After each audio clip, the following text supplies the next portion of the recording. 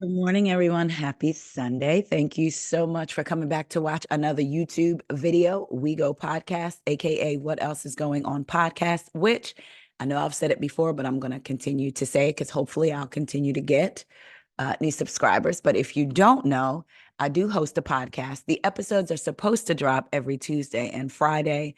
I didn't have any this week, and I only had one last week, but coming up, I definitely have some fun guests. Some of them you all may know, and they may be some of your favorite content creators and maybe some folks that we watch on these Bravo screens. But so make sure you subscribe to it. You can go to my Instagram and type in at WeGo, WEIGO podcast. If you click the link in the bio, it'll take you to whatever platform you can listen to podcasts. Some people still, in the year of our Lord and Savior 2024, don't know that they have podcast apps already on their phone. So I tell those people, go to my Instagram. Again, WeGo, WEIGO podcast. Click on the link in the bio, and it'll take you to whatever platform your phone has for you to listen to podcasts. So if you have an iPhone, it'll take you to iTunes. If you have an Android, it may take you to Spotify. I don't know if there's any other types of phones out there. There may be, I don't know. But if you click that link, it'll take you where you need to get to. Or you can just go to iTunes, Spotify, I believe Amazon Podcasts, wherever you find your podcast, type in What Else Is Going On. Make sure you subscribe and you'll be all good to go. So again, I just want to thank y'all for coming over here this Sunday morning. So let's talk about some things. There's some things going on, between the Bravo world and the regular world that I wanted to talk about with y'all and get y'all thoughts. So first up, y'all know, I think it's season 12 of Vanderpump Rules is coming back, right? Because last season was season 11, y'all, the scandal of it all. I promise you, while it was interesting and as the news was coming out, it's like, oh my gosh, oh my gosh. I remember right before it officially broke, I got a text message from somebody like, girl, this is the word on the street. And it was about Raquel/Rachel and Tom. And I was like, what? And then it was like a little while later, the news broke. And I was like, this is really happening. So we know Scandival took over. Well, I don't know if this will be featured on this season of the show, probably because it just happened. It won't be. But according to Radar Online, Lisa Vanderpump accused of firing Tom Tom bartenders after they complained about work conditions. Ex-employee says he was blacklisted. Lisa Vanderpump and her husband, Ken Todd, were hit with a wrongful termination lawsuit by former bartenders who worked at the reality star's Tom Tom restaurant and bar. According to court documents filed in Los Angeles Superior Court, the employees said they worked at the bar from May to December 2022. The bartenders claimed they were fired after complaining about the working conditions.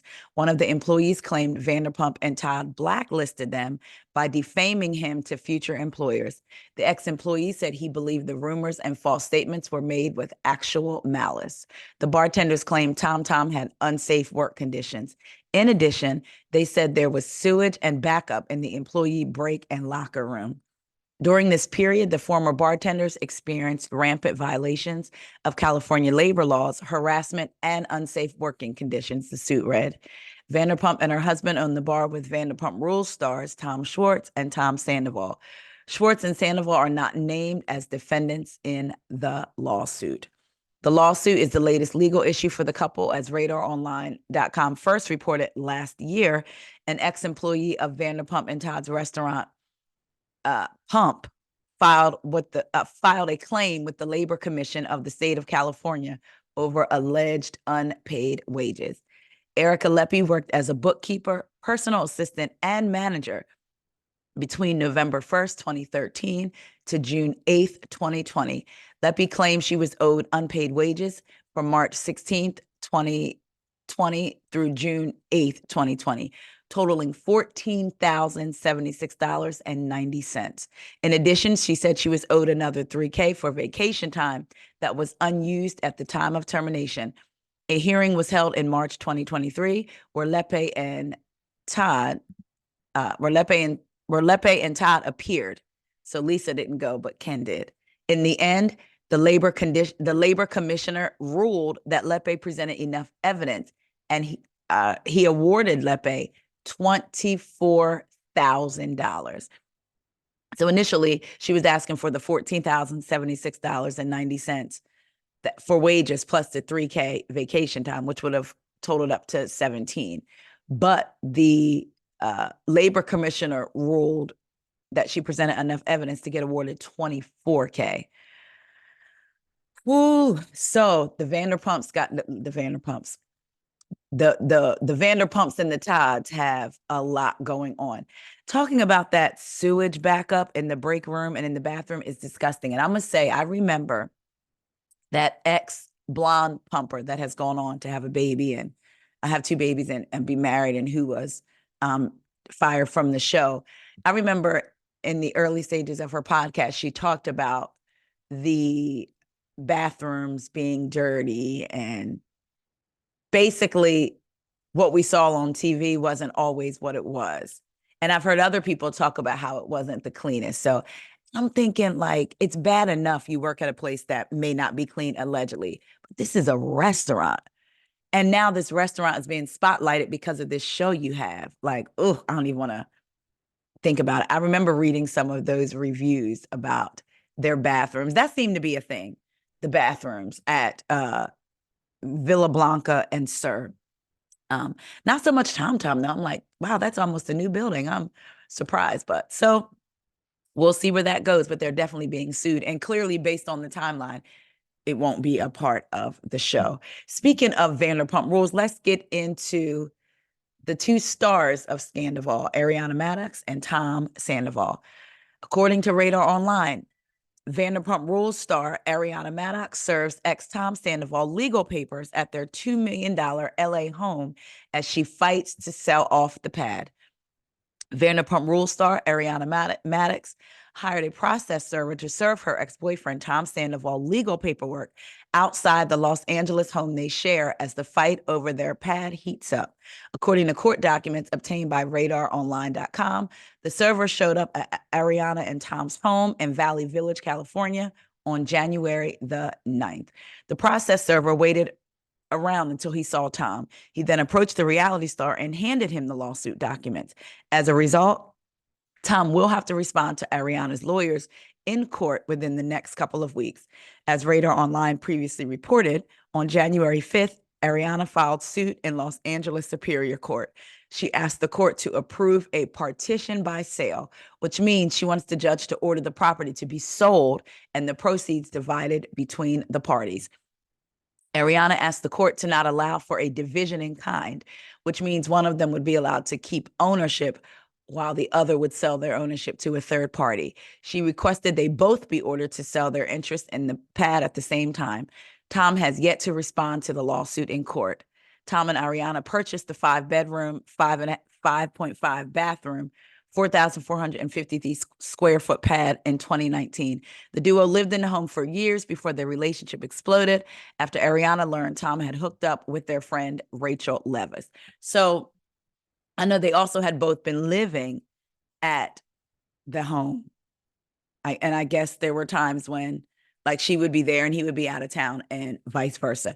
They took their time designing that home. They waited for furniture to come in, because C19 happened right after they bought the house. They got it in 2019, and C19 happened in 2020.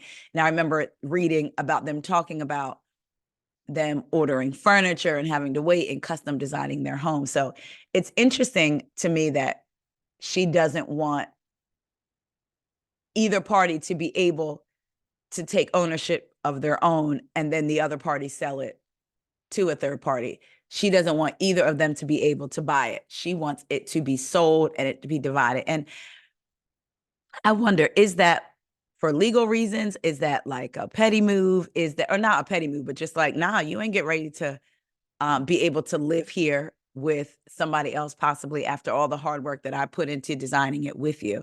Because I wonder if he was like, okay, I have the money to buy it and buy her out. Or the bank is going to give me the money. Why not just take the money and go? But I guess she's like, nah, I'm starting over. You getting ready to start over. So y'all let me know what y'all think. I was surprised when I read that, like, oh, okay, she's not playing.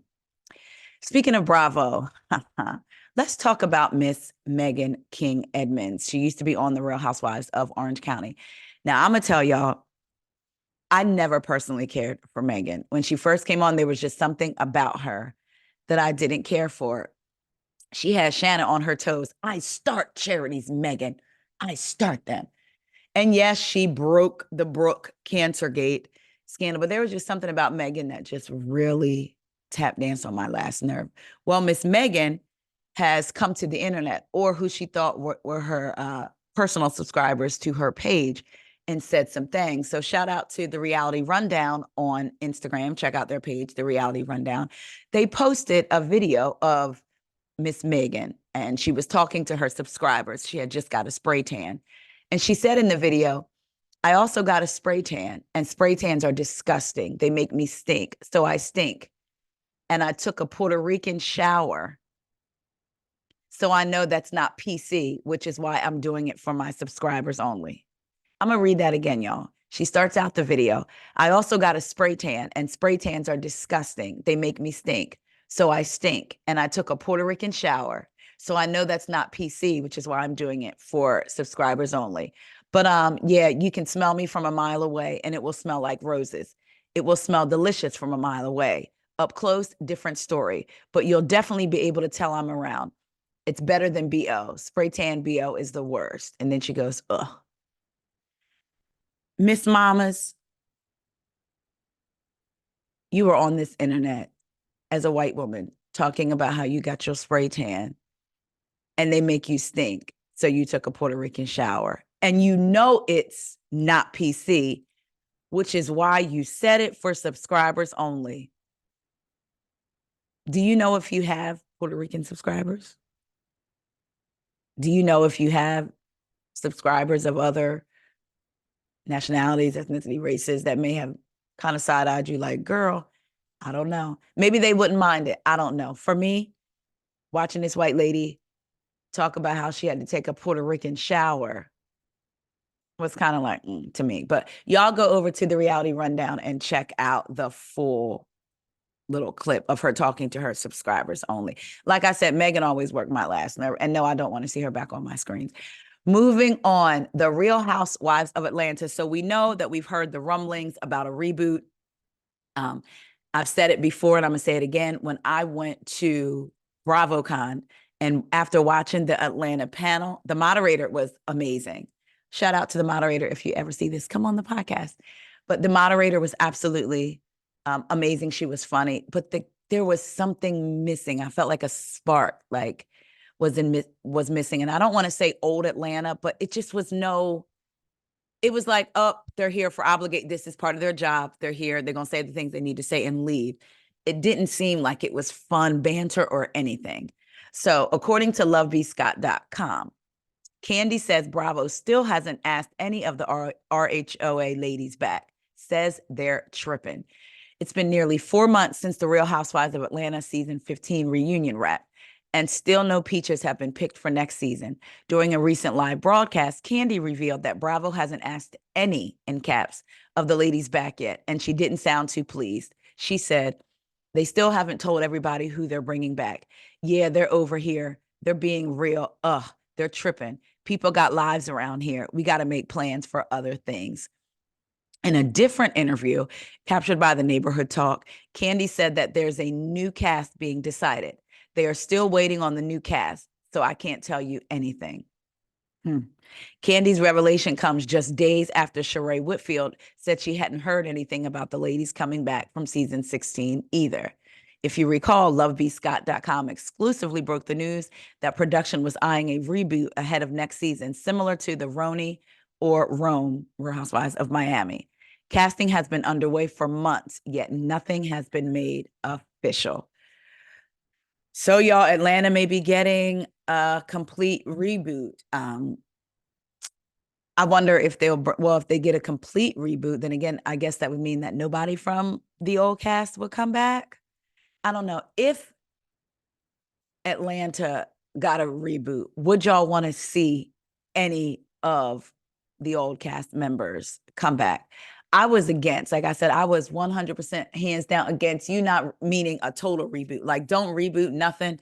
No, something can be done. But again, after seeing that panel, I was like, as much as it pains me to say it, I'm okay with an Atlanta reboot. I guess sometimes you got to keep moving forward, but something clearly had to be done. But again, I'm asking y'all, who would y'all want to see stay, if anybody, or do y'all want an entirely new cast of Atlanta women? We shall see what happens. Speaking of Atlanta, let's talk about Kim Zolciak and Kroy. Is that right? Kroy Biermann, child. Kim Zolciak and Kroy Biermann. The bank intends to foreclose on Kim Zolciak, Kroy Biermann's mansion despite divorce. So this is according to Page 6, which is the place to go. One of the many places to go, right? The bank looking to foreclose on Kim Zolciak and Kroy Biermann's home says it has the right to do so, despite their ongoing divorce. Truist Bank has filed new court documents arguing that the estranged couple defaulted on their mortgage, and so the former Atlanta Falcons' request for a restraining order against the foreclosure must be denied. I didn't realize that you could legally go, like if your house was set to be foreclosed on, you could legally go and file a restraining order against the bank. Like, how does that work? And what proof do you have to provide? Like, I never heard of that. So Truist also says it intends to exercise its rights if Biermann and Zolciak's debt isn't paid in full through the sale of their $6 million mansion. The Real Housewives of Atlanta alum and Biermann requested in October that the judge put a stop to the foreclosure on their house, which Truist now says it did voluntarily. Zolciak, 45, and Biermann, 38, have been fighting viciously throughout their divorce over the state of their financials and were forced by a judge to remain in the house but live in separate areas. Biermann received exclusive possession and use of the house's master bedroom, but the common areas are for him and the former reality star to share. Despite the separation order, the Don't Be Tardy alums have gotten into fights that led to police involvement. To mitigate their financial woes, Zolciak began selling her and Biermann's designer goods online, and now the athlete wants to cash in on the former Bravo celebrity's earnings. Biermann claimed in a legal filing that the goods are worth hundreds of thousands of dollars and added that it is unknown what Zolciak has done with the funds she received from the sale of the items. However, what is known is that none of the funds have been utilized to support the marital estate, he went on, noting that he is seeking an equitable division of marital assets, including the personal property acquired during the marriage, but is currently in the sole possession of Zolciak. He asked that all marital property subject to equitable division be identified and then preserved by the court. Zolciak and Biermann recently slashed the price of their home to $5.5 million. So evidently they had petitioned basically the bank to kind of halt the foreclosure because they felt like they could get more money selling it. Apparently that has not happened. Well, we know that hasn't happened. So now the bank is like, we're going to go ahead and move forward with our foreclosure if their debt isn't paid. Kroy then filed a restraining order against the bank, and the bank is saying that restraining order should be denied because they owe the debt. There's a lot going on over there in the ATL. So I want to talk about another couple, Amy and TJ. Y'all remember Amy and TJ? They worked for that good old morning show, had an affair, both were let go, and now they have started a podcast together. TJ Holmes says he could easily go through 18 drinks a day before dry January, according to people.com. We spent in the month of December $2,869 on alcohol alone, period, said Holmes while discussing his and Amy Robach's alcohol intake. TJ and Amy are getting honest about their alcohol intake. In honor of dry January and the start of the new year, the couple reflected on how their relationship with alcohol changed through 2023 on the latest episode of their iHeartRadio podcast, Amy and TJ. Have y'all listened to any episodes? If so, let me know what y'all think. I have not. I am certainly somebody who right now and in years past needs to re-examine my relationship with alcohol, and that's what we're doing, said Holmes, while explaining their decision to abstain from alcohol. RHOA said that her alcohol intake was at over 30 drinks a week before the lifestyle change.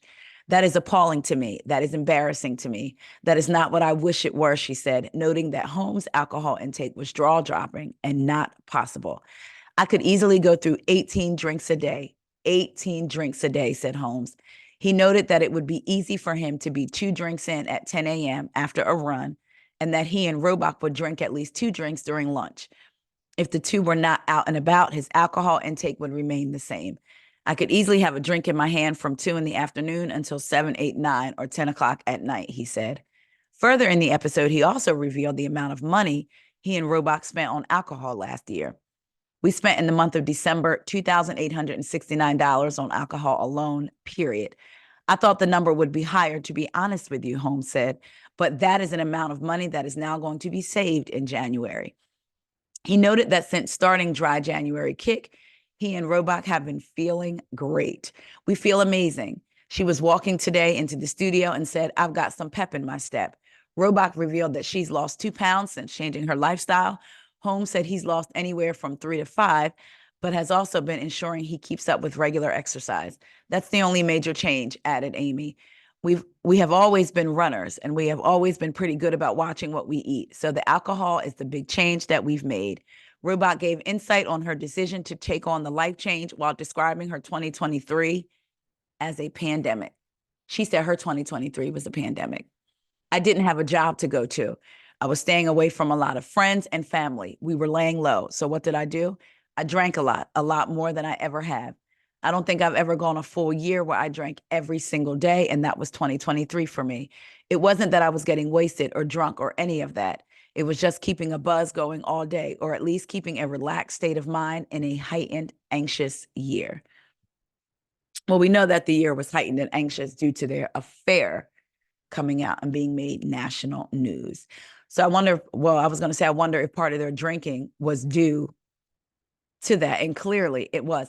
I do wonder what they thought was going to happen, though. Like, did they think that when they came out with their affair and let everyone know, well, hey, by the way, me and they both said they were going through things with their spouses already.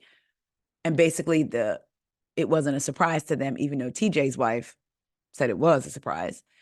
I wonder what they thought was going to happen. Did they think that the public was going to look at them as some kind of love story and how they were able to be together after all this time, free and clear? Like and I'm not even saying that to be funny. I do wonder what they thought the reception would be from the public or even their family and friends, because clearly she said they were laying low from family and friends. So what did they think their reception was going to be? Either way, drinking 18 drinks a day or 30 drinks a week is a lot. Good for them, I guess, for doing Dry January. But maybe possibly the affair that you had going on and hiding it all and, had a lot to do with that.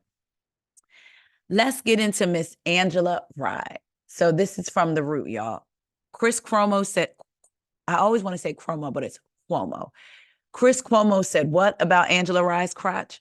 Rye opened up about the humiliating comment during the premiere episode of her new podcast.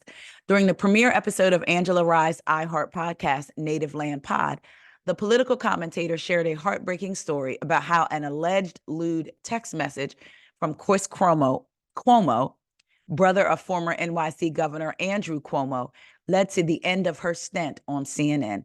The podcast host features co-hosts Tiffany Cross and Andrew Gilliam. Rye, a former CNN contributor, was a frequent guest on the former CNN anchor's Cuomo Primetime. She said a text exchange she had with Cuomo was one of the most embarrassing, humiliating experiences in her career. I've never publicly shared this, but this is my truth and it's time, Rye said. I got a call on January 21st, 2021, and I was told by the executive who oversaw contributors that my contract would not be renewed, that CNN would be focusing more on COVID coverage and less on politics, she explained. I knew it was a lie, and it was confirmed when 2 Black women who were hired for half my current contributor rate right after. According to Rye, she believed a sexually charged text message from Cuomo led to her being ousted by the network. Excuse me, y'all. Sorry, wanted to clear my throat and not do that all in the mic. It all began on New Year's Day, 2021, when I posted a picture of myself looking forward to the new year in a gold sequin bikini on Instagram. Cuomo screenshot the image and said, "Happy New Year, tinsel crotch." Stunned, I read and reread the message a dozen times, trying to understand if I somehow brought this on myself. I teared up, like now, and then the tears flowed. I felt like the safest place I had on a show on CNN had been compromised.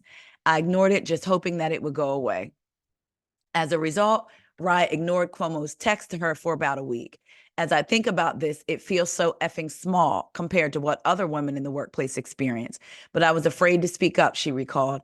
I felt that if I called him out, I was risking everything I was finally starting to build with the network. And as someone who is known for being courageous, I cannot begin to tell you how much I felt and even now feel like a coward. Cuomo ultimately canned from CNN in 2021 after allegedly coaching his brother Andrew on how to talk to the media about his sexual harassment allegations. RHOA claimed that he's reached out to her as recently as last year. She also detailed the shame she felt about not speaking up during the interview. I was mad at myself for protecting your image with the Black women I know who loved you and looked forward to hearing your voice. I was mad at myself for shrinking in the face of power when people depend on me to stand up, to speak up, she stated, addressing Cuomo. So, no, Chris, I won't be a guest on your program now or later. Thank you for the platform. It was not worth all of the mental and emotional turmoil, she stated. Kudos to RHOA for finally speaking up, said the Root. So I did see the picture. She looked great. There was a picture of her again in a beautiful sparkly bikini that she posted on social media, and Chris screenshot the picture, texted to her and said, "Happy New Year, tinsel crotch." That's a bit much. And not a bit much, that's a whole lot of much. I mean, first of all, inappropriate talking about this woman's crotch. And second, don't you have a wife? Like, how would did your wife know that you text that woman? And even if she did, it's still inappropriate. I'm glad that she found the courage to speak up, because clearly it has been bothering her. And I don't think that people understand sometimes how comments like that about your body can leave you feeling exposed. I know I've been there myself, where it's like someone may have overheard it and say, "Oh, they were just complimenting you," or "They were just commenting on your body." But you don't know what a person has dealt with in their past, or she said she felt like his show was a safe space for her. They were friends. And then for her, that violated their friendship and her comfortability with him. It's just a shame that it had to happen that way. And then she ignored him, and then she gets a call, because in this article, there was another article that I read detailing it, that also mentioned that after a while, he sent her a text saying, "Are you mad at me?" And then started sending her ideas about a new segment that she could do on his show. So he texted, "Are you mad at me?" Then was sending her messages about, "Hey, I have a great idea for a new segment on my show, da da da da da." And she finally got back to him and was like, "Thank you, I need to think about it." And then all of a sudden, he started being cold to her, and she gets the call from CNN that they're no longer renewing her contributor contract. So she felt like Chris had a hand in her not being renewed as a contributor. And now she's speaking out about all of that. So I apologize to y'all, because that part wasn't in this Root article. It was in another article that I read. But it's just crazy. And when you think about how much power somebody can hold at a network, and here she is feeling like she's finally making moves in her career. She's contributing on CNN. She's on Chris's show that was doing really well. She's speaking up and out about issues that affect our communities. And people are calling her courageous and bold. And this happens to her, and she feels like she can't, because it could ruin everything that she's worked for. But she couldn't help that it affected her. And then she ended up losing her contributor spot with them anyway. So shout out to Angela Rye for speaking up and speaking out. Guys, thank you so much for watching this video. I have not forgot about Salt Lake City. I did watch the reunion in totality yesterday, but I'm going to go back and rewatch it again. Y'all, I have some thoughts about Monica. So we will talk later. Bye, y'all.